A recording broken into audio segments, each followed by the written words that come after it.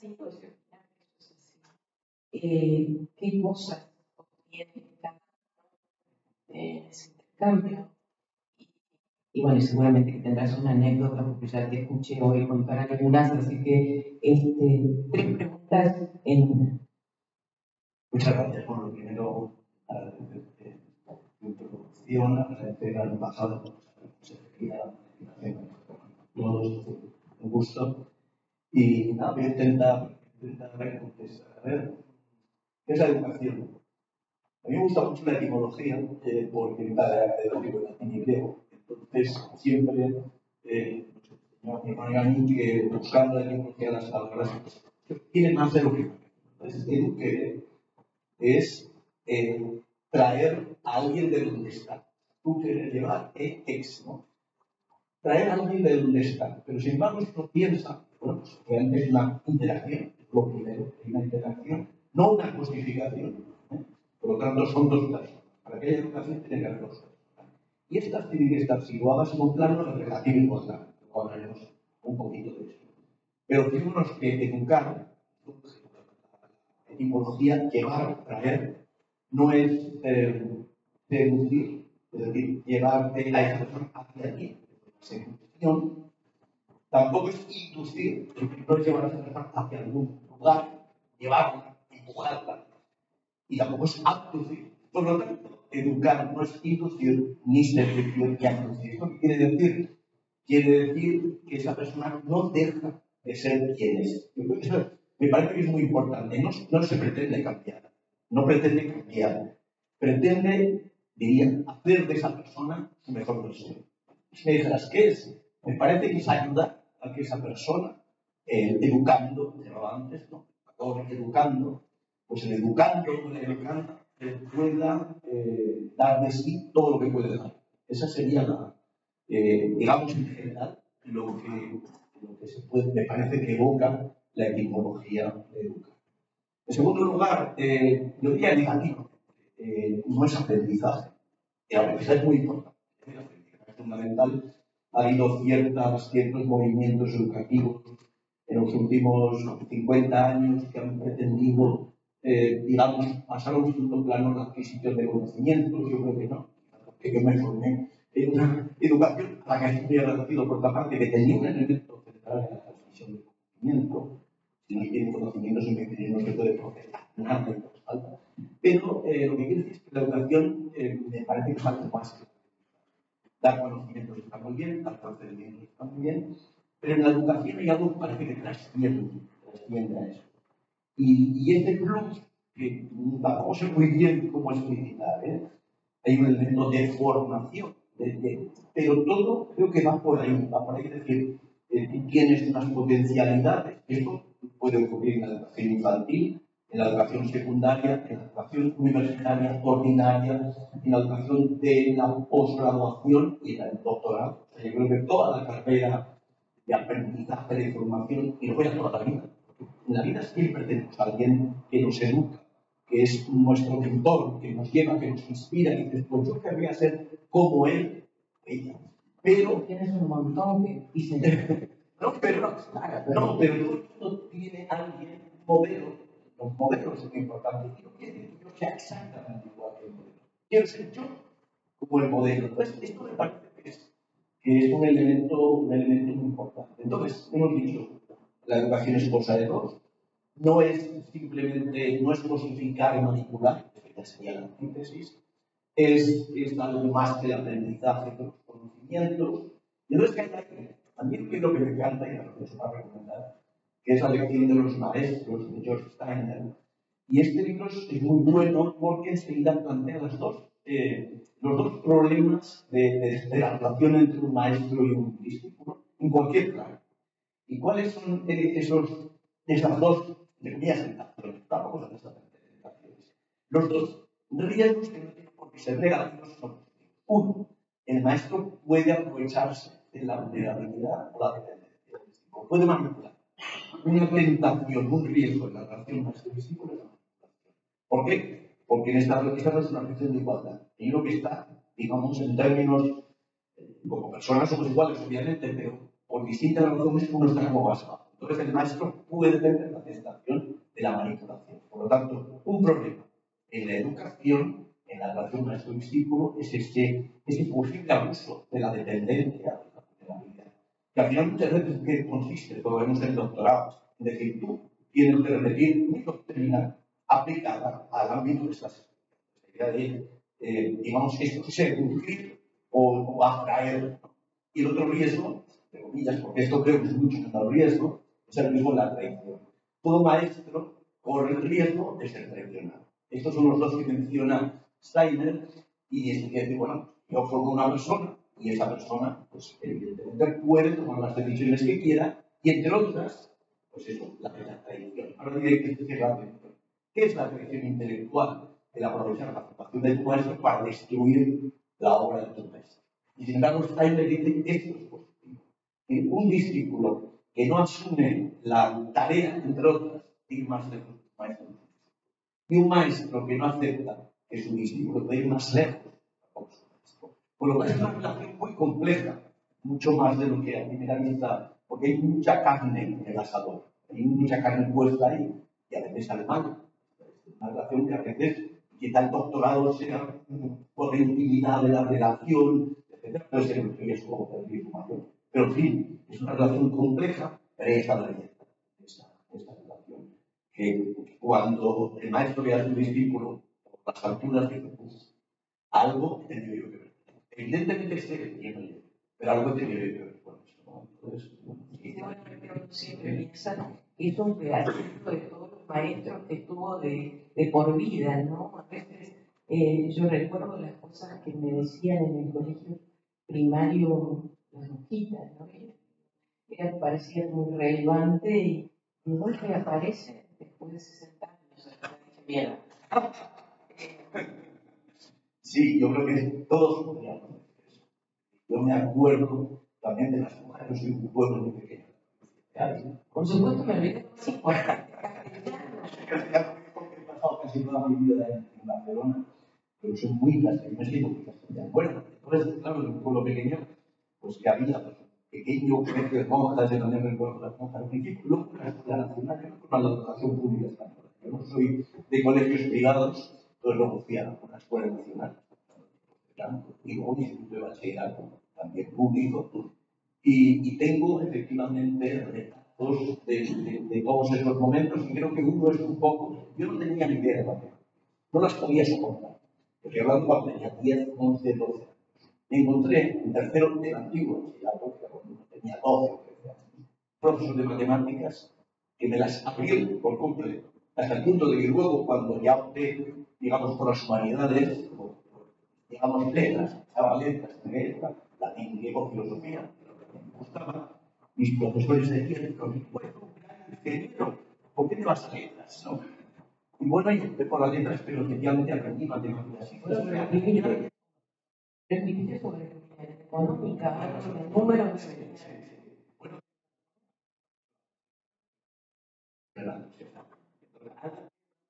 De la teoría de conjuntos que aprendí cuando tenía 12 años. ¿Qué importancia tiene la educación en una sociedad? Bueno, yo le diría el aprendizaje, es decir, la transmisión del conocimiento, que es un tema fundamental, que hay sociedades que han, precisamente mediante esa acumulación del conocimiento, han logrado influir sobre otras y elevar el nivel global. Por lo tanto, hay una dimensión del nivel intelectual, elevar el nivel intelectual. Yo soy muy bueno, yo pertenezco pues, a la generación de las primeras generaciones de la democracia española que se va a Alemania. Y lo vengo de la España subdesarrollada. Pero a mí me impacta el modelo intelectual alemán, que es la Universidad Concordiana, que es la Universidad Prusiana, y dices, estos tipos han intentado un modelo de transmisión del conocimiento es inmejorable, para mi gusto. Entonces, la transmisión del conocimiento es impresionante. Pero la educación es más que eso. La educación requiere esa otra dimensión más personal, más de adquisición de determinadas, yo diría, virtudes, que habla de valores, que podríamos discutir entre Aristóteles y Tachel, ¿no? Pero bueno, es la idea de hacernos mejores. Ayudar a que nosotros, los que están en el proceso educativo, sean mejores, sean activos, participen en la vida pública, se interesen por lo público, y hay un referente claro, la República.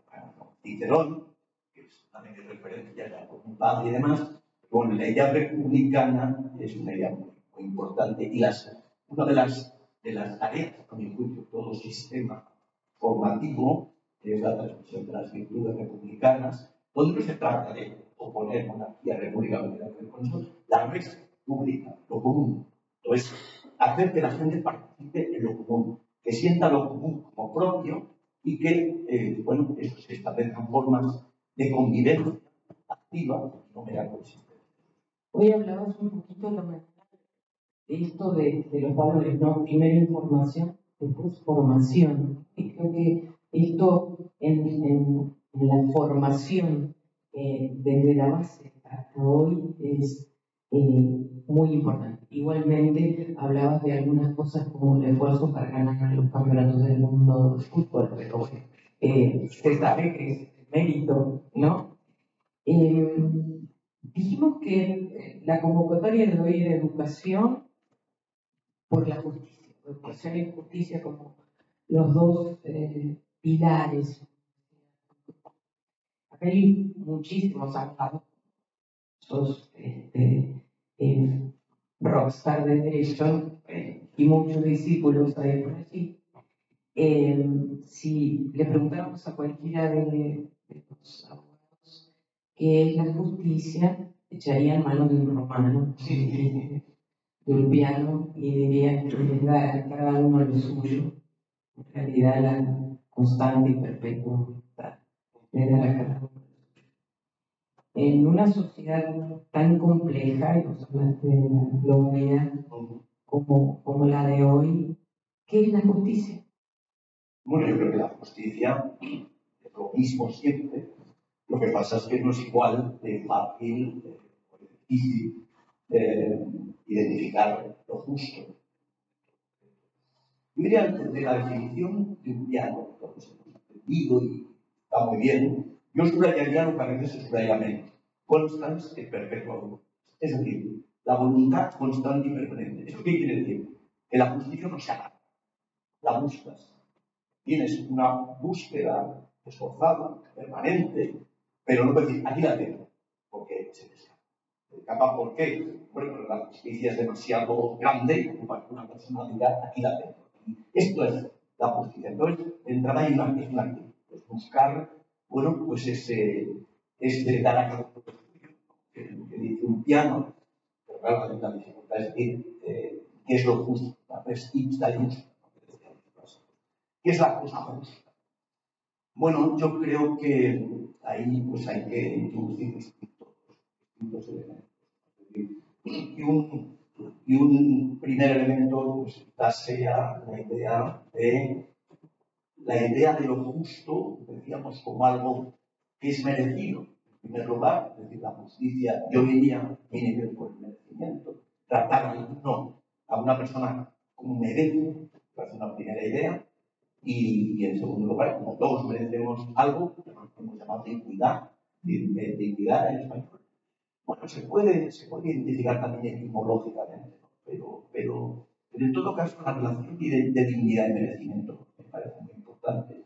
Por lo tanto, ahí tenemos un elemento. Un segundo elemento, diríamos, bueno, la justicia como reconocimiento más allá del merecimiento concreto de una persona. Por ejemplo, la dignidad de la persona hace que tengamos que tratar a otros más allá de lo que puedan merecer en un caso. Solo por ser dignos ya merecen, pues, por ejemplo, solidaridad. Merecen que nos esforcemos por ayudarlos, aunque no hayan hecho nada en particular. El merecimiento se relaciona con una conducta. Bueno, pues no necesariamente. Entonces tenemos la idea de merecimiento, a veces la necesidad. Y hay un elemento que sí que creo que no tiene nada que ver con la justicia, es la vulnera, y este es nuestro interés. Por eso creo que es una búsqueda constante y perpetua, porque normalmente la búsqueda de justicia requiere descentrarse y no colocarme a mí mismo en el centro, porque entonces mi interés pasa a ser fundamental. Entonces, si yo echarme hacia la periferia y coloco en el centro a los demás, entonces creo que estoy en una situación de búsqueda del justo. ¿Qué es lo justo en la sociedad? El bien común. Yo ahí creo que no se ha encontrado ninguna definición mejor que el del bien común. ¿Qué es el bien común? Bueno, no es la actividad que elimina a los individuos, a veces se presenta así, es encontrar lo mejor para todos y para cada uno en esa situación. Entonces, también parece que este es un buen camino para buscarlo. Ahora bien, un filósofo de la segunda mitad del siglo XX, John Rawls, hablaba de la imparcialidad, justicia como imparcialidad, como equidad. Eso no me parece mal. Es decir, es mejor buscar la justicia teniendo un velo en los ojos, sin saber cuáles son mis intereses o prescindiendo de ellos, que es en primer lugar. Hay algo de autorrenuncia en la búsqueda. ¿Por qué? Porque la justicia es lo contrario de la dominación. La dominación es algo que todos tenemos. Si podemos dominar, dominamos. Entonces, la renuncia a la dominación, diría. Y hay algunos jueces acá. Y entonces, ¿qué piensas? ¿El juez cómo imparte justicia? Bueno, este es un tema complicado. Bien, antes me he olvidado que estabas en una sociedad. Claro, en una pequeña sociedad rural, disculpe, en una pequeña sociedad rural existía en España igual los llamados jueces de paz. El juez de paz es una institución genial porque ponía paz entre los dos vecinos que se enfrentaban por la linde. La linde no, que está medio metro más allá, medio metro más acá. La Argentina hablar de la linde quizás no sea muy relevante, pero en Galicia, en España, donde las tierras son minifundios, pues es muy importante. El juez de paz encontró una solución, que no era una solución geométrica, era una solución de paz. Eso es un detalle que me parece importante, la justicia está servicio de paz. No hay paz sin justicia. Esto es importante también. Llegar a la paz exige uno mismo la justicia, pero la justicia tiene que abrir la puerta también que haya paz. Esto es muy complicado, como es el proceso transicional en Colombia, donde es el que conozco más de cerca por razones familiares. Entonces, la sociedad sí, el minifundio, la linde, en fin, es más fácil. Una sociedad tan compleja en la que efectivamente a veces nos falta el conocimiento perfecto, tener los datos, pues ahí la administración de justicia es más difícil. Entre otras cosas, bueno, todos los sistemas de nuestra tradición jurídica han optado por jueces profesionales. También hay jueces legales, pero se ha optado por el juez. A mí me convence la opción por el juez profesional, porque creo que hay que poner distancia, etc. Pero hay que reconocer que la búsqueda de lo justo en una sociedad tan tecnificada, tan compleja, multicultural, etc., es difícil. Pero hay que buscar. O sea, y yo creo que la búsqueda requiere cooperación. Es decir, yo creo que la justicia la podemos encontrar con base en mis representaciones. Estoy buscando. Es decir, miremos juntos hacia allá y a ver, dialogando. Evidentemente, yo creo que el diálogo no es la fuente de la verdad, pero de nuevo, sin diálogo, contra la verdad, la justicia.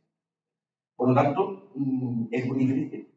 Hay casos sencillos, como siempre, hay casos muy difíciles, y lo que es fundamental es el compromiso de buscarla sin excelencia. Cuando empezamos, vos, primera respuesta, lo primero que hiciste fue echar mano a la familia. Y entonces me permito, ya que pedí autorización para hacer alguna pregunta personal. ¿Cómo influyó? Hay una época de la juventud donde uno empieza a decidir para dónde va a ir. Dijiste que tu padre hacía algunas enseñanzas a tu hermano. ¿Cómo influyó tu entorno, la familia, para dirigir este juego de actuar en tu vida con la educación y la justicia? Bueno, claro, influyó. Mi padre, antes era catedrático en latín, y en casa, pues, él era un católico. Entonces, En aquellos tiempos en España no era tan frecuente. Bueno, vosotros, estamos hablando de los años 70, primeros 70. Vosotros inscribiros en el instituto, en las clases de inglés. ¿Por qué? Porque el francés ya lo había estudiado en casa. Padre había estudiado francés, bastante francés, de Salamanca. Hizo la carrera de filología clásica. Había estudiado francés en todos los libros que daba para filología. Entonces, vosotros, inglés en casa, ya os enseñé el francés, ya se fue yo el francés, lo aprendí en casa. Así contigo, las clases de discos, aquellos que efectivamente eran científicos. Exacto. Y bueno, claro, como digo, pues tiene la fortísima vocación didáctica, educativa, la latín, griego clásico, nuestra formación, no solo en el instituto, sino en casa. La cultura clásica, la transmisión del pensamiento clásico. Mi madre también fue vocacionalmente, profesionalmente, mi madre era una gran educadora, ella no se educó en la religión. Esas son dos fuentes son la formación greco-romana y luego la formación católica. Entonces, en casa vivíamos muy intensamente esa formación. Yo quería ser profesor, no profesor de Derecho Penal, quería ser filólogo. Lo que quería ser filólogo. ¿Y tu padre qué te dijo? Que no, no, dijo, ya hay bastante, hay un filólogo en casa. Entonces, no, esto es así. Creo que a mí me gustan mucho las lenguas y he aprendido todas las que he podido. Pero bueno, vale, un poquito de medio. Ya. Ya. Bueno, entonces, esa era una idea. A mí me gusta mucho la política. No la política de partido, eso nunca me ha parecido, pero sí la política, la idea de la polis, la república, el compromiso cívico. Antes hablábamos, ¿no?, de mi familia, pues, una rama era de izquierdas, estaba, digamos, en la guerra, pues estaba de un lado, estuvieron a punto de morir mis abuelos, las represalias de la guerra, por ejemplo, en Zamora, eran izquierdistas en Zamora, y el otro lado eran monárquicos de Ávila, y hombre, los monárquicos no tuvieron en Ávila, creo, especiales problemas, pero bueno, uno vio pues las dos perspectivas. Creo que es bueno tener las perspectivas de los unos y de los otros, los unos con H que decía una uno. Bueno, creo que lo ¿no? Sí. Entonces, bueno, yo creo que es bueno. Entonces, yo sí, y mi hermano igual, mi hermano ha sido diputado del Congreso por el Partido Catalán, Cataluña, muchos años. Mi hermano ha sido político, está por todo, está bien. Pero yo la política, partido, no me interesa, pero yo la ciudadanía. El bien común. Que haya ciudadanos, el fin de su hermano, la red pública, el bien común, tampoco quiero pretender a saber lo que gusta, eso me interesa. Y al final, en filología, en política, porque política no sabía que esto era Madrid, y yo tampoco tenía ni los medios para dejar mi casa, ni las ganas, la verdad. Y entonces, de hecho, yo tampoco tenía vocación penal, ni nada, pero derecho, sí, derecho público, y al final, luego, pues hacía la Tú, bueno, me has dado pie para esto, ¿no? Derecho, pero no cualquier derecho, derecho penal. Y bueno, ya hemos dicho el libro que presentarás mañana, como decía, creo que todos los rincones del derecho penal los has tocado. Pero alguna vez he leído que pensás que se puede evitar el delito y la justicia por mano propia. ¿Cómo la educación tiene algo que ver con eso? Sí. A ver, me gustaría decir un par de cosas. La primera, que yo creo que todos los penalistas, por lo menos penalistas académicos, tienen muy claro, y es que la carga que se ha echado a los derechos penales en las sociedades modernas es desproporcionada. ¿Por qué? Porque no da tanto de sí. El derecho penal no deja de ser una técnica, si uno quiere, no da tanto de sí. Entonces, una sociedad necesita, comillas, tanto menos derecho penal, cuanto más y mejor sea el papel de la educación personal, de la familia, del vecindario, de la profesión religiosa, en fin, lo que se llama por parte de algunos las instancias informales, o sea, las normatividades no estrictamente jurídicas. ¿Por qué? Porque esto reduce la tensión, la confrontación, etc. Entonces, todo esto, digamos, los procesos educativos pueden limitar la violencia. Un poco el derecho penal trata de contener la violencia. ¿Pero qué violencia? Trata de contener el derecho penal, dos violencias.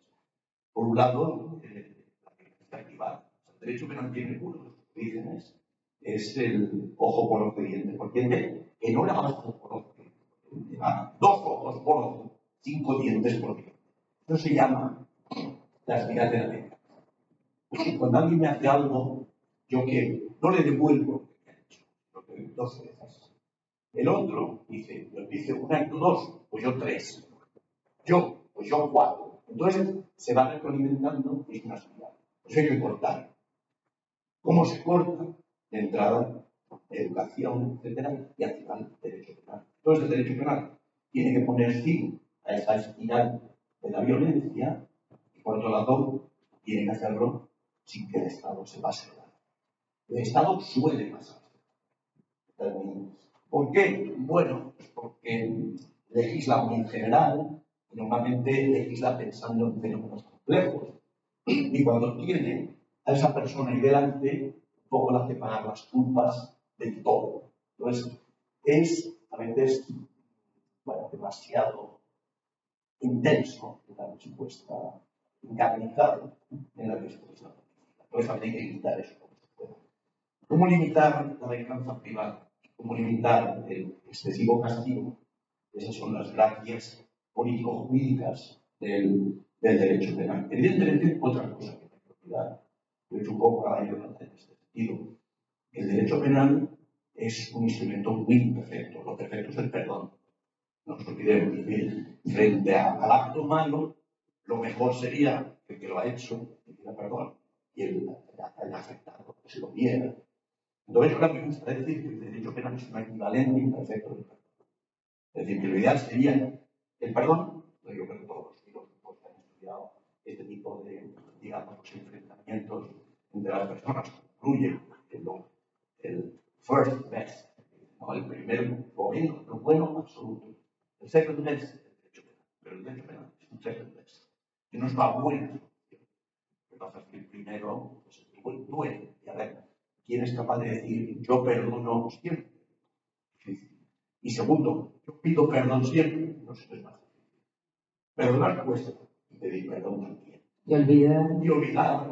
Yo una vez hace la de Bogotá, yo hace unos años publiqué un libro sobre, bueno, parte sobre el libro.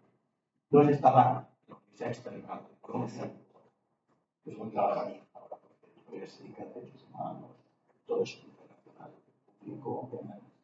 Y entonces se levanta una persona, una señora, levanta la mano y dice, doctor, es que yo no puedo. Digo, bueno, es un proceso.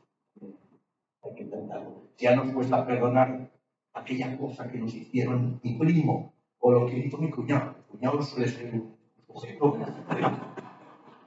de posible. Entonces, una barra a la gente en España y dice, es que no lo voy a perdonar jamás. No puede decir a una víctima del terrorismo en Colombia. ¿El terrorismo o el terrorismo?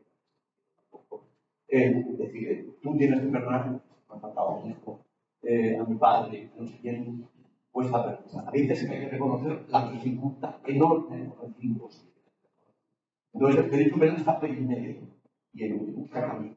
Colombia, pues una segunda vía, verdad, justicia, reparación y castigo. El que entra por el camino de la verdad, la justicia y la reparación, no se le abre el proceso penal. Pero claro, el que no sigue esa senda, verdad, justicia, reparación, pues tiene que ir a la vía ordinaria del castigo. Una experiencia, como tantas otras, muy interesante, que como el derecho penal está ahí entre dos aguas. Con un lado violento, que es el suyo propio, el derecho a la violencia, la ocupación, incluso X, pero por otro hay algunos caminos pseudo parapenales, en los que de algún modo sale la dialéctica que tiene que ver con la verdad. Sin verdad no puede haber perdón, sin justicia reconocida y sin reparación. Si uno piensa con ojos de católico, al final es pedir perdón, propósito de la enmienda, todas estas cosas, ¿no? Ahí están. Sigue siendo valores, ¿no? Sí. Bueno, y yo prometo que hago la última, así que prepárense ustedes y lo dejo tomar un poquito de agua y prepárense ustedes para las preguntas. En el primer encuentro, y tengo contado hablamos de un tema que para todos era candente, que era la inteligencia artificial, y en realidad con esta complejidad de la que hablábamos antes, todas las sociedades tienen un impacto en tecnología, particularmente en este tema de inteligencia artificial. Entonces, bien que una pregunta tendría que ver con esto, con tu mirada respecto a la tecnología y su impacto en la justicia o en la justicia y la educación. Bueno, nosotros los juristas, los penalistas en particular, que nos interesa o que nos preocupa, que nos hace pensar sobre la inteligencia artificial, por un lado los daños, esta perspectiva del derecho civil, digamos, del derecho público en parte, nos preocupan los daños que se puedan producir en virtud de la inteligencia artificial, un procesador masivo de información, que puede producir daños un robot médico puede producir daños al paciente, un coche automático puede producir daños a los viandantes, un dron evidentemente puede producir daños militares y daños a la población civil. Es decir, que esa parte nos interesa a penalistas y internacionalistas, civilistas, que es como el producto, ¿no? El producto masivo, podríamos decir, del recurso de inteligencia. Bueno, esto es el problema del tiempo y del daño, digamos, trasladado a un entorno de la box. No sabemos muy bien quién ha programado, qué sesgos ha programado, en fin, todo esto pues, la duda. ¿Quién va a responder? Es la pregunta de la responsabilidad por los daños producidos mediante inteligencia. El programador, el usuario, y lo interesante ahí, en parte del reglamento de inteligencia artificial de 2024 de la Unión Europea, pues va por ese lado, no solo por ese lado, pero es algo muy importante.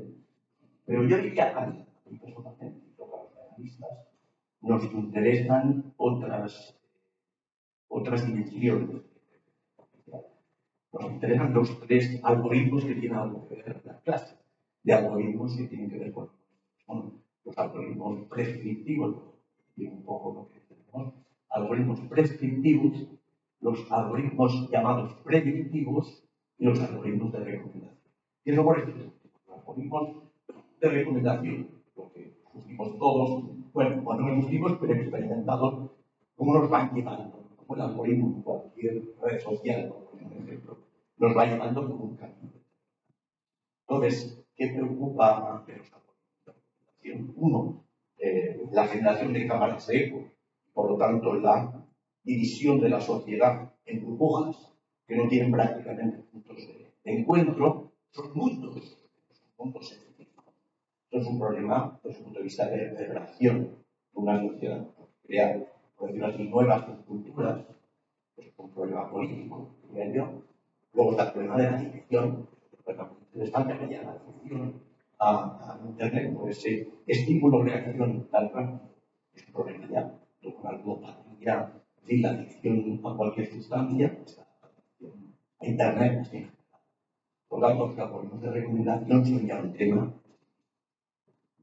Los algoritmos predictivos, claro, que los predictivos, porque nada maneja estadística a grandes cifras, pero claro, ¿por qué es muy importante para un penalista? Porque claro, siempre existe la tentación de lograr eliminar el delito antes de que se produzca. Entonces, claro, si había un algoritmo donde dice esta clase de persona, porque nunca va a ser la persona singular. A lo mejor sí, se llega a un momento a decir que esta persona entraña un riesgo de cometer un delito dentro de 10 años. Pues entonces, con este pronóstico, cualquier Estado va a tener la tentación de neutralizarlo ahora, porque si ya va a cometer un delito con una probabilidad de la seguridad, pues hay que decir, ahora es decir, todo algoritmo predictivo, es decir, que son sobre el comportamiento futuro de una persona, a nosotros nos afecta frontalmente, puede ser un pronóstico positivo. Tengo al recluso en la cárcel, tengo, y el algoritmo me va a decir si el pronóstico con las estadísticas, siempre, el pronóstico de reincidencia es bajo, puedo ganar la condicional. Ahora, si con el algoritmo la reincidencia es probable, entonces no. Entonces, ¿qué es la cuestión? La mirada individual se sustituye por el procesamiento de datos. Y estas son dos visiones entre la técnica y el humanismo complejas de casa. Entonces, nosotros efectivamente eso nos preocupa la sustitución del juez natural por el juez algorítmico. Pues hay gente, hay colegas muy partidarios del juez algorítmico. Yo tengo mis dudas. Yo más bien creo que hay que seguir con el juez natural, siempre con independencia que el juez natural pueda ser ayudado por otro tipo de instrumento como una prueba.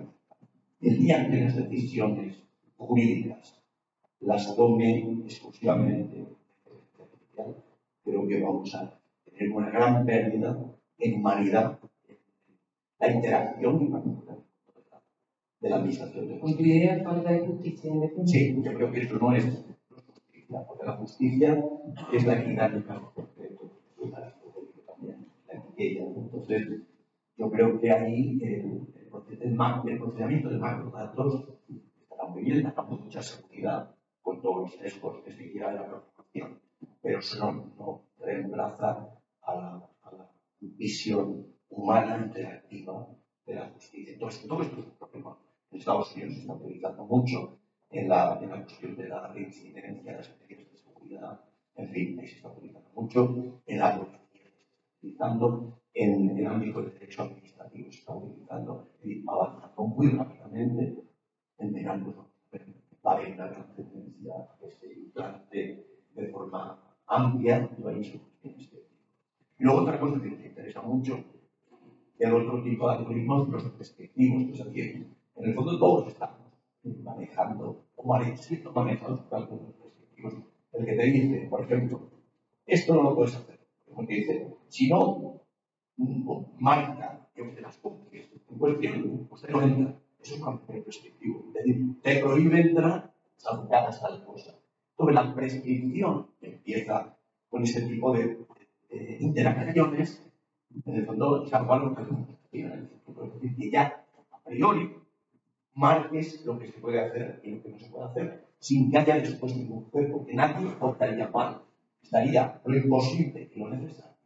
Y la justicia se mueve en el espacio entre lo que es imposible hacer y lo que es obligatorio hacer.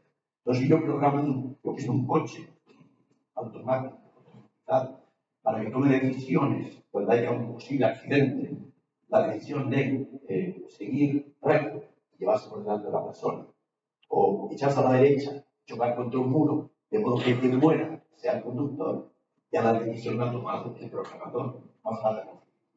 Esto pasa con los contratos, que llaman los smart contracts, contratos inteligentes, ya está. No va a haber ningún tipo de controversia, porque el contrato inteligente lleva la ejecución de la prestación. O sea que es muy interesante el algoritmo prescriptivo para las distintas, creo que es otro punto, porque en el fondo algunos dicen que la desaparición del derecho. Porque si no hay controversia, no hay derecho. Y como el programa puede eliminar la controversia, a priori, el juez sería el programador. Pero que a priori. De los turistas que yo no quiero ni preguntar. Bueno, sí les doy el espacio a ustedes.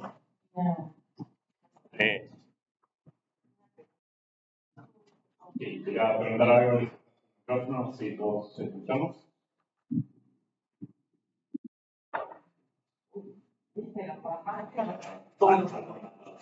Tenemos una inteligencia artificial acá.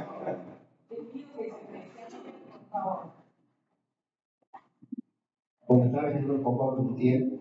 Y me gustaría ir al comienzo, cuando analizabas etimológicamente la educación, con esta idea que curiosamente no coincide con la experiencia educativa que todos hemos tenido desde el jardín. Quizá que fuertes no, quizá en particular no, pero de la primaria adelante no hemos tenido, porque de la primaria adelante hasta, quizá en el caso de muchos, hasta la universidad incluida, la lógica era distinta. La lógica era que los alumnos eran seres que no tienen nada en el cerebro y había que rellenar la información. Recién estaban en condiciones de avanzar en la medida que hayan acumulado determinado conocimiento que el docente y el sistema habían considerado necesario que debía acumular. Es decir, esta idea de que tenía un valor en sí mismo el educando no existía ni existe. O sea, este modelo, que de alguna manera fue útil y muy necesario en la revolución industrial para aquí,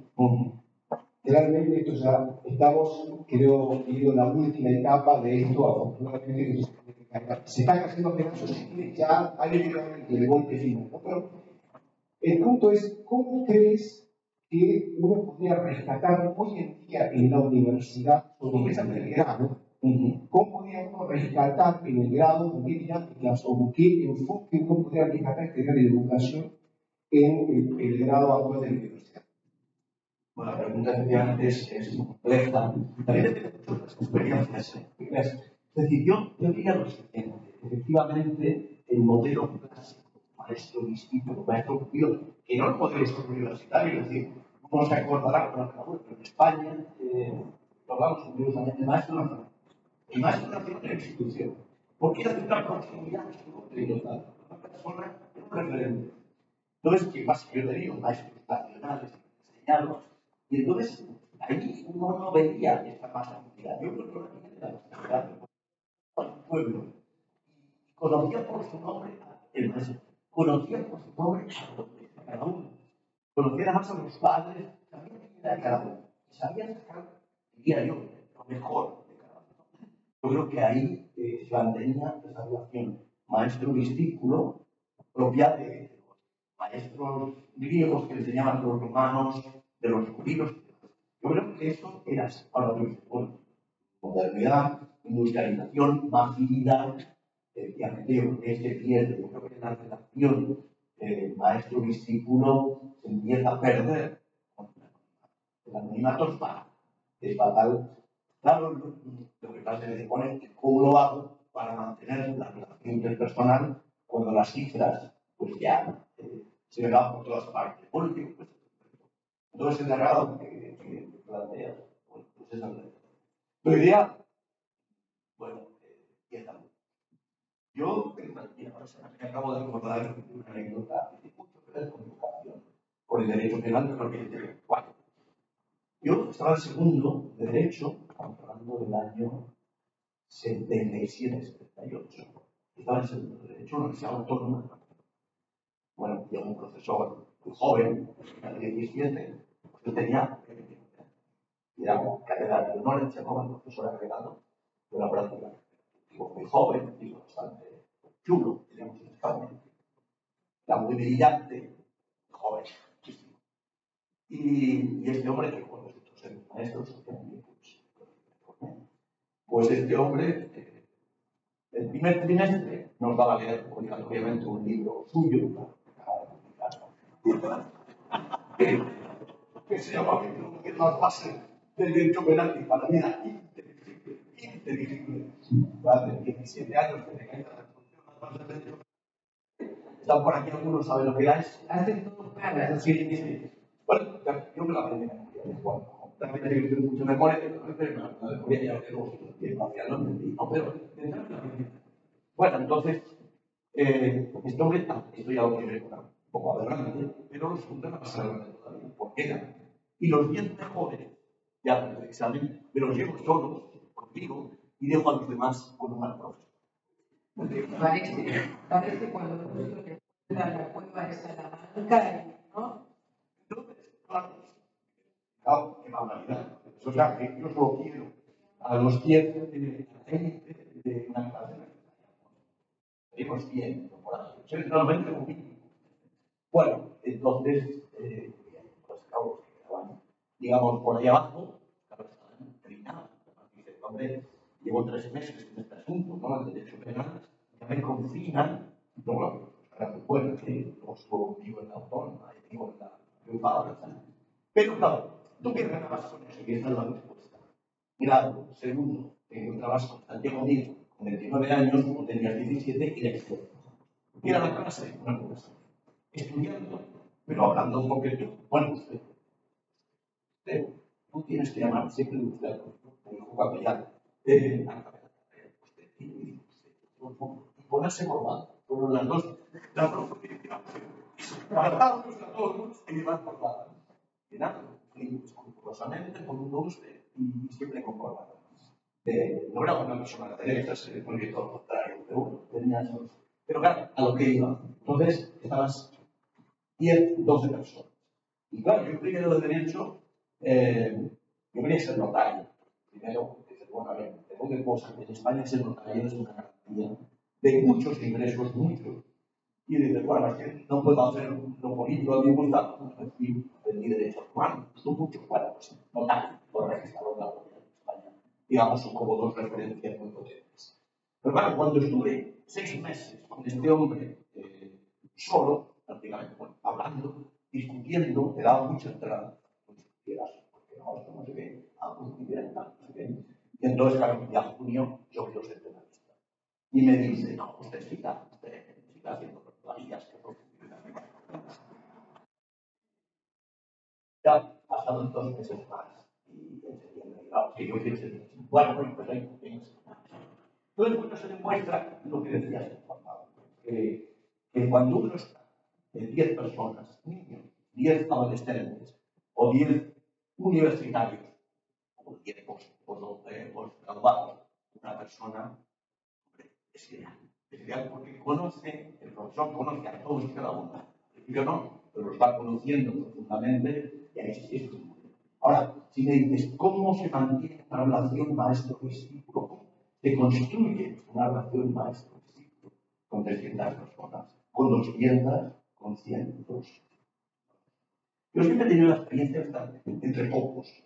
Y Santiago Díaz me dijo, ¿usted quiere ser penalista? Muy bien, pues aquí matrícula no, entonces. Y saqué todas a los dos. Saqué 23 ¿Cuáles? Procesal, notable y el derecho tributario. Bueno, también has escrito tributarios, de cualquier modo. Pero bueno, quiero decir que te estimulaba, era un estímulo constante. Entonces te estimulaba y bueno, dabas Para Juan Pablo, ¿no? El estímulo permanente en esa relación. Hay un efecto de provocación. El maestro tiene que provocar, si no provoca, no reacciona nadie. El tema es una provocación, cuando uno logra vincularte, porque eso cuando uno entra en otro, uno puede hacer cualquier cosa acerca de y se va a hacer. Es lo mismo, Juan Pablo, es decir, la relación maestro-discípula en la educación es una relación interpersonal. Si tú eliminas lo interpersonal y lo conviertes en una relación anónima, ya es otra cosa. Ahí sí que podría una inteligencia artificial y un receptor de información implantado en el cerebro. Tú colocas el elemento que produce información, el microchip, y ya está. Eso no es interpersonal, es otra cosa. Lo interpersonal requiere un elemento de interacción. Sí, pero mi referencia a que lo que empieza a pasar es que incluso desde el punto de educación se empieza a volver a la necesidad de trabajar con grupos más chicos, pero lo que pasa es que cada vez las intervenciones son cada vez más superficiales. Entonces, por eso yo apuntaba esto de que el grupo chico de interacción constante, pero esto de lograr conectar con el otro en su humanidad. Porque ahí está el punto con cuántas personas somos por WhatsApp, por ejemplo, están conversando, de esas, cuántas son conversaciones.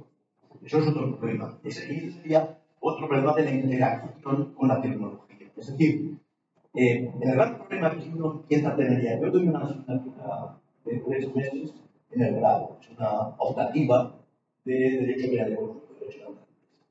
Y efectivamente uno empieza a notar una cierta, bueno, que no hay pasado jamás en la vida, empieza a notar una cierta dificultad interaccional con gente a la que les gusta la materia.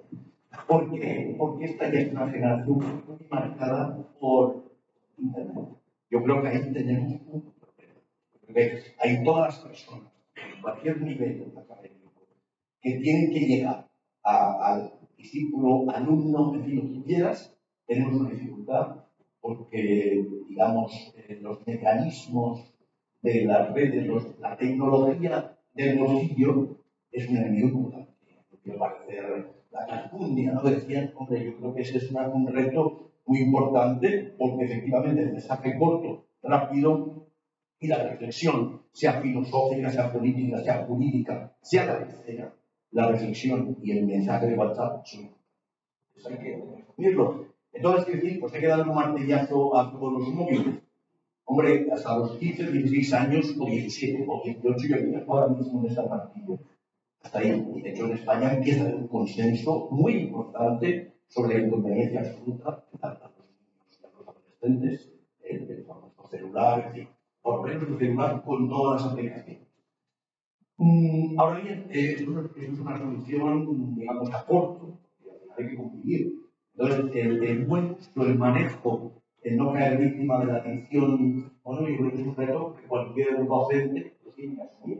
¿Cómo? No lo sé. Yo este año en concreto he tenido dificultad con el grupo concreto. Yo soy un grupo de tercer año, de personas, chicos y chicas, pues de 21, 21, 22. Y aún así ya empezaba a tener una especie de sensación y a mí me provoca una barbaridad.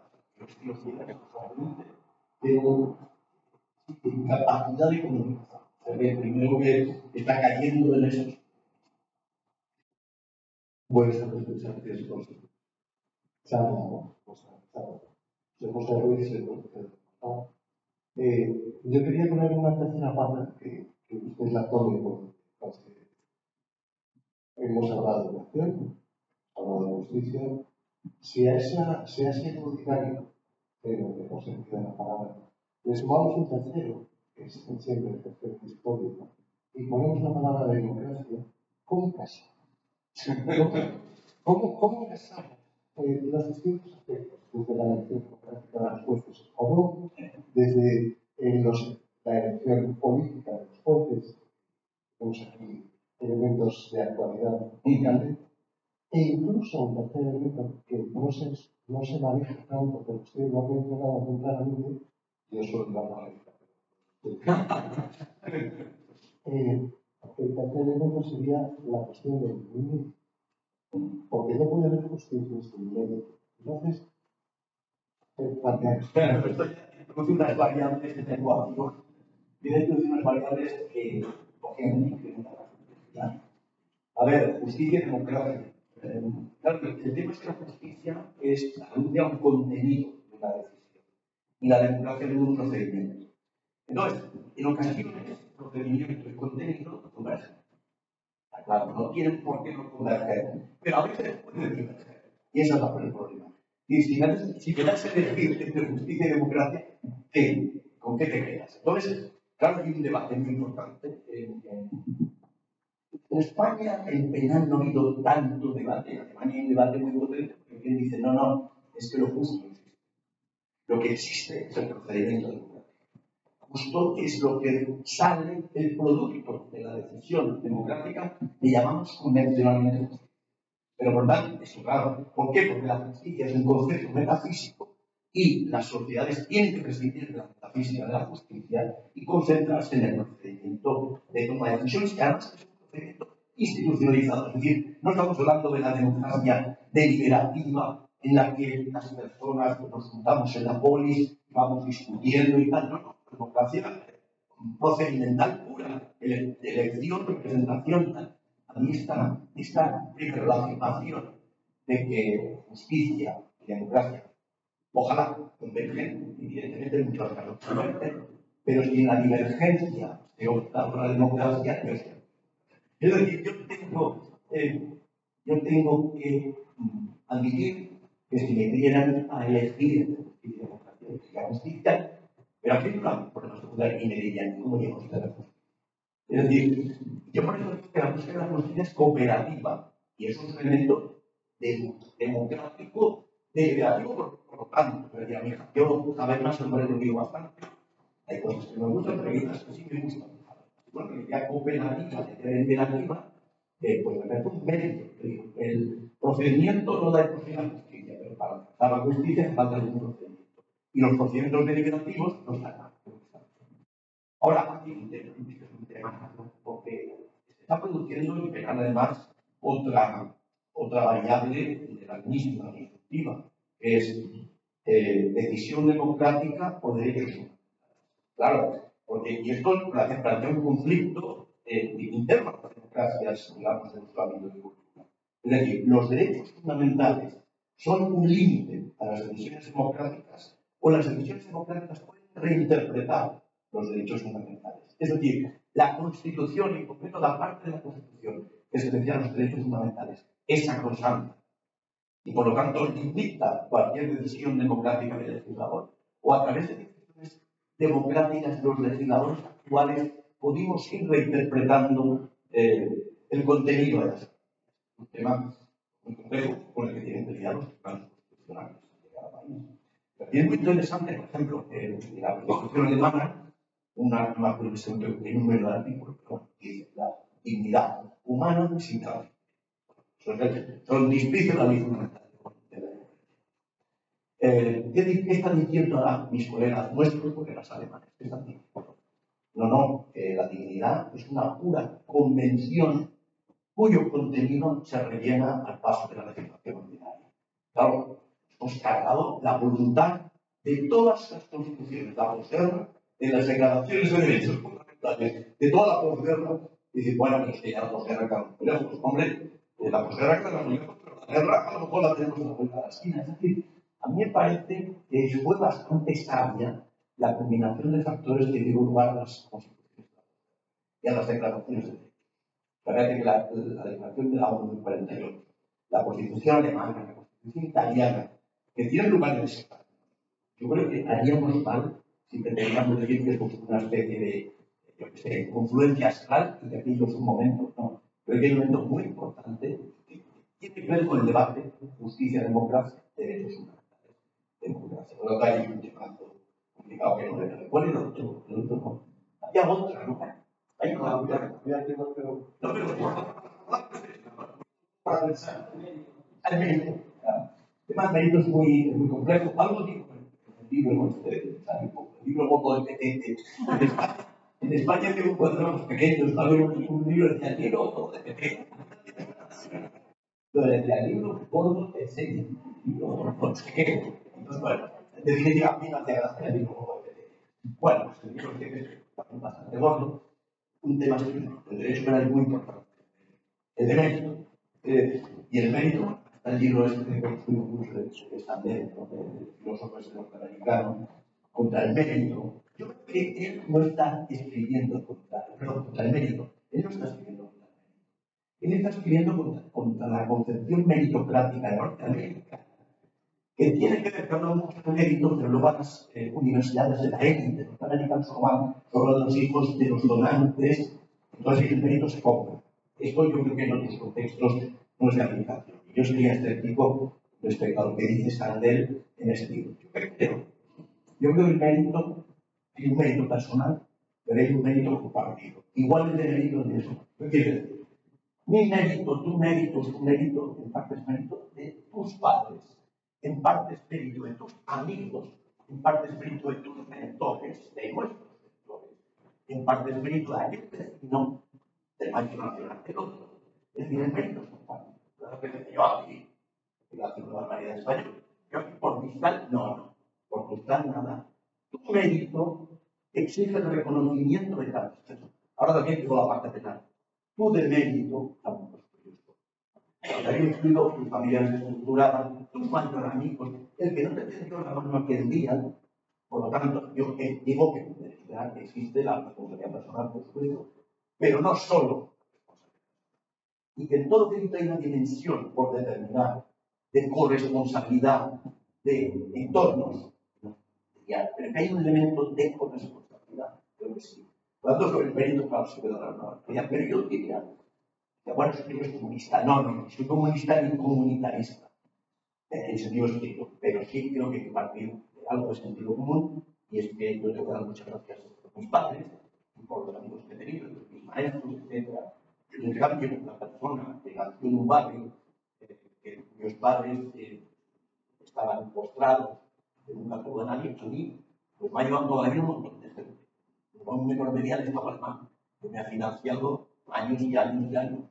Cuando yo decía, es que mi mérito es mío y no del Estado alemán, pero no es del Estado alemán. Tantas personas méritos para el instituto. Por lo tanto, yo diría que el mérito y el demérito tienen a la persona irreductible, el mérito y el demérito tienen una componente social, pero no social abstracta, de personas que estaban por allí y no hicieron. Pero bueno, eso es perdón. Gracias. Soy Alejandro Frila, de uno de los fundadores del profesor Silva. Y para mostrar lo generoso que es el profesor Silva, siempre ha sido con lo que los seguimos, discípulos, admiradores, yo soy una pesadilla. Lo enfrenta o discute, y voy a un punto muy concreto, ¿no? La mejor opción es el perdón. Como dicho Silva, es una opción preferida claramente por Silva. Me pregunto, Jesús, la segunda es la opción imperfecta de la justicia. Si no es demasiado idealista y no es demasiado pretencioso a la vez, si no solamente esperar que la gente esté dispuesta a perdonar, que por supuesto que es muy difícil, o a pedir perdón, quizás sea más difícil todavía, sino si eso satisface. Yo, claro, estoy del otro lado, ¿no? Más kantiano, ¿no? El ideal de justicia se satisface con el castigo. No hay justicia sin castigo, sin aquel. Es un imperativo. Es un imperativo. La justicia es un imperativo categórico y también el castigo, ¿no? Para que haya justicia. No podemos dejar a ese delincuente sin castigarlo, sino no conseguimos una sociedad. No solamente justa, no conseguimos una sociedad. No podemos vivir.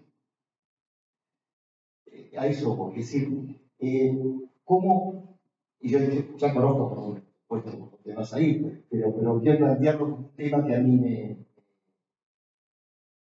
preocupa mucho, ¿no? Es decir, perdón, sí, porque somos seres imperfectos, básicamente, porque no tenemos la verdad, porque el que sabe, que tiene la verdad es Dios, y que si alguien se la sabe conmigo. Es decir, esta es la argumentación. En una nota de la crítica de la práctica. Ok. Pero bueno, yo digo, pero mira lo que ha dejado acá. Sí, también. No dejas más dolor y más revancha, dolor, más ganas de insatisfacción. no, lo que pasa es que la pregunta, Alejandro, es que así, todas las sociedades que nos llamamos civilizadas, lo que pasa es que si no tenemos el horizonte del perdón, no tenemos un referente, es decir, a nuestras espaldas. Y si el derecho penal desapareciera, dejaría la libertad. Ya está. Entonces, a las espaldas tenemos la venganza. Bueno, sabemos que cuanto más de la venganza, mejor. Diría, sí, se puede discutir, claro. Pero entonces tenemos que mirar hacia algo, tenemos que tener un horizonte. Evidentemente, todo horizonte tiene algo inalcanzable. Si no se el horizonte, cuando te acercas al horizonte, ya no es horizonte. No estás pensando que tienes un horizonte. Por razones, de nuevo, en parte semánticas, el horizonte es inalcanzable. Pero hay que tenerlo. Tienes que orientar los 4 puntos cardinales. El norte, allá. Cuando llegas al norte, sigue el mismo norte. Entonces, ¿cuál es el norte? ¿Qué referente lo norte? Entonces, yo creo que todos los estados pues, tienen que tener la comunidad internacional aún es más complejo que acordarse del contexto de la comunidad internacional. Yo diría que el único horizonte posible, entonces Hegel, bien, el único horizonte. Entonces, bueno, pues, vamos a ir. Y la prueba de que este horizonte funciona, puede servir de referencia, es lo que decía, aquí, en la Argentina y en Chile, siempre se ha tenido el problema macropolítico, digamos, ¿qué hacemos? Esto, lo otro, en fin, el castigo infinito. Estaba ahí un libro que me regaló porque ha pasado de Chile. Bueno, castigo infinito, para estar bien, castigo infinito, y que el último no pague, el último dictador. Segunda opción, paz. Bueno, tercera opción, Colombia, un itinerario que advierte una posibilidad de canalizar un cierto perdón con mucho cuidado, pero que seguir ese camino. Que siga otro, pero al menos un camino posibilista para que las dos casos. Luego esto me la meto en la tarea de hija de Colombia para la comunidad transicional.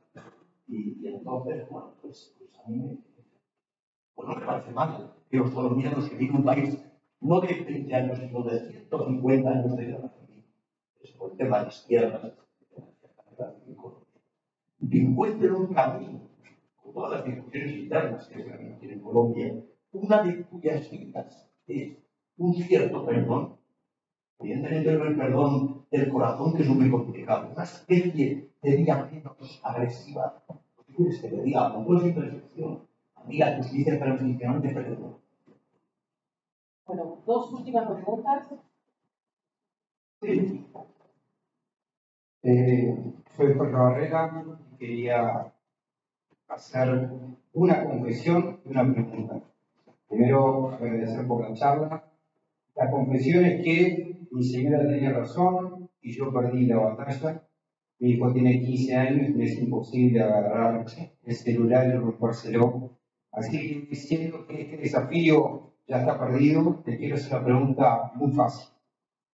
¿Cómo es posible compatibilizar desde el aula universitario una educación en valores, fortaleciendo el concepto de dignidad humana que ya está establecido, con el incremento, por lo menos en Uruguay, en mi país, de los enfoques multiculturales, el relativismo, la teoría de la percepción y lo que tiene valor es lo que percibo? ¿Cómo es posible compatibilizar esas dos situaciones? Hombre, el principal problema, digamos, que tenemos, no es el mundo, le hablamos primer mundo, nosotros íbamos a Etiopía y les preguntamos sobre qué dicen, ¿saben lo que pasa? Que yo no necesito arroz y agua. Y luego, dentro de unos cuantos años, hablábamos de esto. Bueno, este es un problema muy complejo, porque en primer lugar requiere ciertos consensos. Lo que tiene que aprender en primer lugar es que todo el mundo piensa. Yo creo que el primer lugar y el reconocimiento recíproco parte también de reconocer que a lo mejor el otro no está equivocado. Porque es que si uno piensa, no, yo lo que pienso es fenomenal, maravilloso. Por lo tanto, pienso distinto de mí, está por definición equivocado. Entonces, ¿qué estoy haciendo? Es decir, la verdad es la mía, lo que yo pienso, y lo que piensa el otro es sencillamente el error. Cuidado con esto, Yo puedo decir, cuando a veces discutimos sobre estas cuestiones filosóficas, el relativismo, en fin, tantas cosas. ¿No? Yo suelo decir, primero, la verdad no la tiene nadie, la tuviera no sería verdad. La verdad, cada uno de los que estamos aquí, somos parte de la verdad. Integramos la verdad, estamos aquí. Es decir, que el juicio sobre lo verdadero nos comprende a nosotros. Si estamos dentro del contenido de la verdad, vamos a poseerla. Yo creo que tenemos una cierta tentación a esto. Es decir, uno puede defender sus convicciones, las tiene que defender respetuosamente y, en principio, intentar convencer. Bueno, ya pienso esto, piensa lo otro, bueno, vamos a intentar argumentar qué es lo que yo estoy viendo. Esto ya es una perspectiva personal, tiene que ver con la historia vital. Que estamos perdiendo la cultura del argumento. Eso lo en España. En España, cuando se murió hace 50 años, yo pertenezco a la generación ya de Franco, a la generación de la democracia, que tenía 18 años cuando se vota la Constitución. Yo veo con añoranza, y a la gente de mi generación, nosotros lo veré igual, con añoranza la cultura del debate, de la tremenda. Había este fenómeno del cineforum, sería una película, y luego aparecían con tertulios que discutían, cada uno de su padre y de su madre, discutían con respeto, defendiendo legítimamente lo que pensaban, diciendo, este argumento no es bueno, yo este argumento puedo poner, este argumento. Era una maravilla, la clave. A mí me parece la clave. Era un modelo de programa de la democracia, de una democracia civilizada y moderna. Hemos sustituido ese programa, la clave, por la federal dialéctica. Entonces, me parece que algo de lo que está pasando en todas las sociedades, que llamamos polarización, tiene que ver con yo y los míos, tú y los tuyos, la barrera en medio de allá. Porque de ahí es literalmente imposible que salga una verdad compartida. Es imposible. ¿Por qué? Porque lo estamos negando nosotros. No venga. Yo creo que al contrario, la búsqueda de la verdad con mayúsculas tiene lugar a través de cooperación. Por tanto, ¿qué piensas de esto? Oye, vamos a hablarlo con una cerveza o con un café. Esto es lógicamente restringido. Y luego, en ámbitos, pues eso, ámbitos institucionalizados. La universidad, la escuela, el tratamiento. Discusión respetuosa y con argumentos. Esto es la generación. Es decir, la democracia verificativa siempre la hemos tenido como horizonte. Yo creo que la tenemos más marcada que nunca. Por lo tanto, yo también intento, obviamente, defender mis puntos de vista. Pero yo no puedo imponer mis puntos de vista a los estudiantes. Porque si yo se los impongo, he matado a mis dos puntos de vista que legítimamente creo, no que son la verdad, pero sí que forman parte de la realidad verdadera. Forman parte. Claro, yo los intento, esto cuando decidimos que tenemos aquí tenemos la cerrada. Es muy complejo. Yo creo que es más complejo que todo. Y lo que sí está claro es que los presupuestos del respeto del y del argumento susceptible de ser compartido son, creo, las mejores vías por ese camino. Que no te garantiza la solución. O vas a lo que enganchar. Pero es que esto sí que es el camino. Creo que es imposible. Pues ya viene el fusil. O sea, aún en última instancia viene el fusil. Por favor, la última pregunta. Sí. Bueno, buenas tardes a todos, doctores, doctoras. Anuncio, soy doctor, no doctor. O sea, suena la paradoja. Yo no provengo del mundo del derecho, soy del mundo de las comunicaciones, vengo del marketing y la psicología social. Entonces, bueno, todos estos temas que habla el doctor son más que relevantes, no solamente para el derecho, sino para todas las otras ciencias humanísticas, humanas. Y a mi tesis doctoral, respondiéndole al doctor Francisco Watson, tesis doctoral, yo me metí con esos temas contra ciertas miradas que la política ayudaron mucho, y eso que soy de la Comisión de Educación del Colegio de Profesionales de Comunicación de la República Argentina, de la Comisión de Educación, y bueno, justamente lo trabajé durante 5 años y, bueno, tengo mi título de doctor en Psicología Social y justamente quiero tomar de sus palabras dos palabras que son muy supra. La palabra, el respeto, la palabra respeto para mí va por sobre todo, y ahora voy a decir por qué tomo esas dos palabras suyas, con todo. Y lo otro es el tema de gracias, es ser agradecidos, gracias. El tema de gracias, es ser agradecidos. En mis sucesivas tesis, yo me voy acordando y lo voy anotando cada uno de mis doctores, doctoras, académicos, y esto es muy importante. Lo que usted mencionaba, o lo que el doctor mencionaba, preguntaba, el doctor, la primera pregunta suya, doctor, si el reo debería ser castigado o no, en excelente tesis doctoral sobre psicología social, sobre cuando los presos cumplen condena y estudian y se capacitan mientras la condena. Hay un índice de cuando se reinsertan socialmente, creo que es un 80% de organizaciones positivas, y este modelo argentino ya fue replicado, ya fue traducido a Gran Bretaña, fue puesto en Londres y luego fue llevado a la India en Nueva Delhi. Entonces digo, el derecho tiene mucho, pero también hay que a veces hacer actuaciones interdisciplinarias donde podemos aportar. De hecho, ya me llamaron, en mi caso, me llamaron del Colegio de Abogados de Cava, del Colegio de Abogados de Morón, porque quieren replicar mi tesis, pero con doctores en Derecho. Y yo lo veo genial.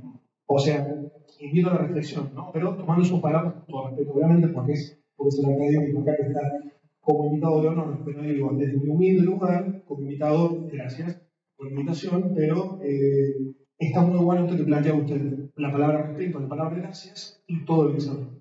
Sí, muchas gracias precisamente por haberlo comentado, porque quizá yo no había hecho alusión a ese punto, y ese punto es interesante porque a veces, claro, hablamos de la verdad como ahí, pero luego hay pequeñas partes de la verdad en determinados ámbitos, y a veces los juristas también tenemos una especie de arrogancia de que somos nosotros los que tenemos el camino, y tampoco tenemos gran cosa, somos una parte de los que podemos contribuir a afrontar problemas sociales, pero si todos los problemas sociales se intentan resolver por el derecho, vamos a ver.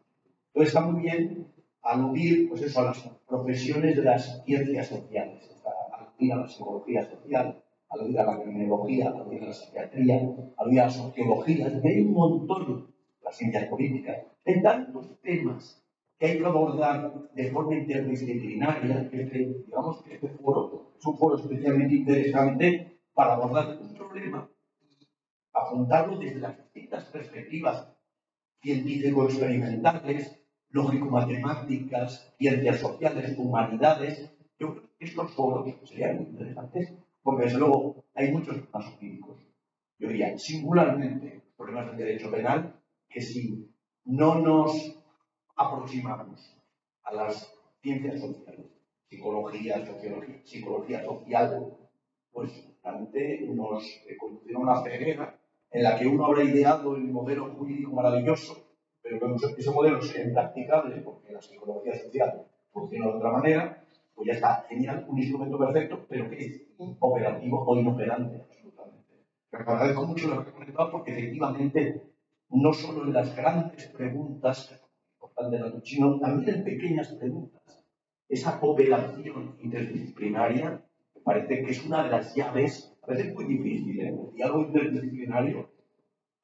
Dentro del derecho, uno habla con un colega de derecho administrativo y te das cuenta que la terminología de los que, imagínense, un psicólogo social, un jurista, pero cuando se ha intentado, no ha sido fácil, pero ha arrojado luz sobre distintos problemas. Me parece muy interesante que precisamente en este foro haya sido el tema de la interdisciplinariedad y el enfoque cooperativo de la formación. Muchas gracias. Bueno, gracias a todos. Desde Alumni, desde la red de Alumni, como saben ustedes, estos primeros años va a ser a la Universidad de Salamanca. Y entonces queremos agradecer a Alumni, así que Eduardo Segovia Matos te dará un pequeño reconocimiento y muchísimas gracias.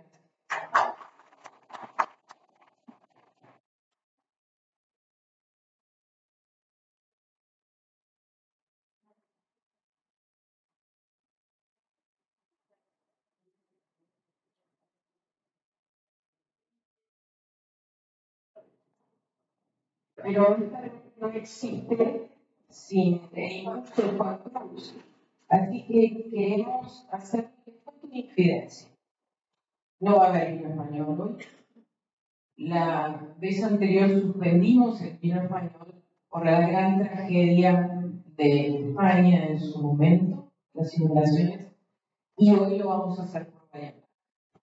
Entonces, en aquel momento, Juan Cruz me dijo, no, ¿sabes, Susi? Eso que mandaron de Salamanca, no quiero. Yo le dije, mira, a pesar de Bahía Blanca, nosotros lo vamos a hacer. Un símbolo para la Universidad de Salamanca, que muchos conocen, es el Víctor. Aquellos que cuentan que con sangre de toro se pintan las paredes y muchos tenemos el nombre allí. Entonces, el año pasado mandaron desde Salamanca una beca para jóvenes. Así que vamos a imponerse ahora y además le vamos a dar el reconocimiento.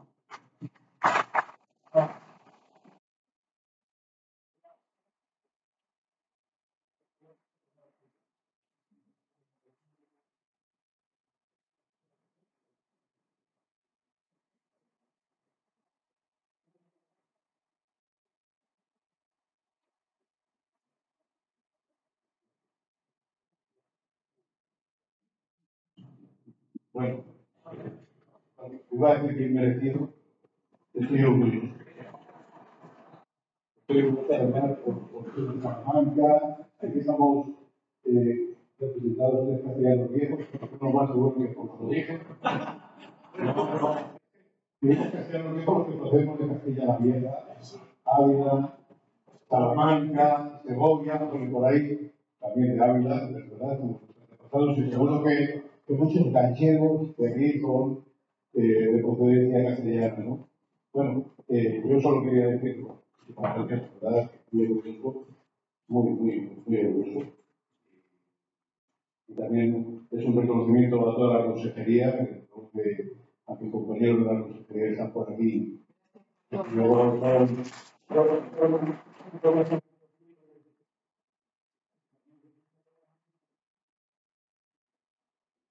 La verdad que creo que es posible que esto se lleve a cabo porque de verdad, José, que es un mérito también y un orgullo para la embajada, que es la casa de todos, como ha dicho el embajador, que haya habido el embajador de España, el máximo representante del pueblo español, pero han unido al pueblo argentino, al pueblo chileno, al pueblo uruguayo, y a toda lo que es Iberoamérica, pues para nosotros es un orgullo estar aquí, vamos, ¿sí? Ha sido lo que mejor me ha pasado en la vida, ¿no? Entonces, haber pasado acá 4 años de mi vida, ¿no? Y bueno, pues nada más, estamos cerrando el acto, ¿no? Como ha dicho Susi, por respeto pues, los últimos acontecimientos que había Blanca, pues hemos considerado que no vamos a proceder hoy en el Sevilla. Ahora tendremos la próxima ocasión, esperemos que nos se comporten los elementos y como a Felipe II pues no vengan la armada famosa y nada, pues la charla por lo que ha sido yo, pero para mí creo que para todos es más interesante. Yo no soy jurista tampoco, ni doctor tampoco, pero luego nos has educado con la charla, porque esta charla en el sentido que lo has dicho, yo creo que por lo menos, yo creo que todo, pues para mí me ha hecho reflexionar mucho, me ha hecho avanzar en mis pensamientos, en mis valores, en mis virtudes, que probablemente las tengo por ahí encerradas. He tomado nota de muchas cosas y con tu permiso lo voy a utilizar. Y las he subrayado, pues también. Aquí lo puedo por nota. Y luego ha sido, yo creo que un orgullo y un lujo haber tenido este conversatorio, pero no estamos convencidos de decir esa palabra en castellano, pero no cuadra, ¿verdad?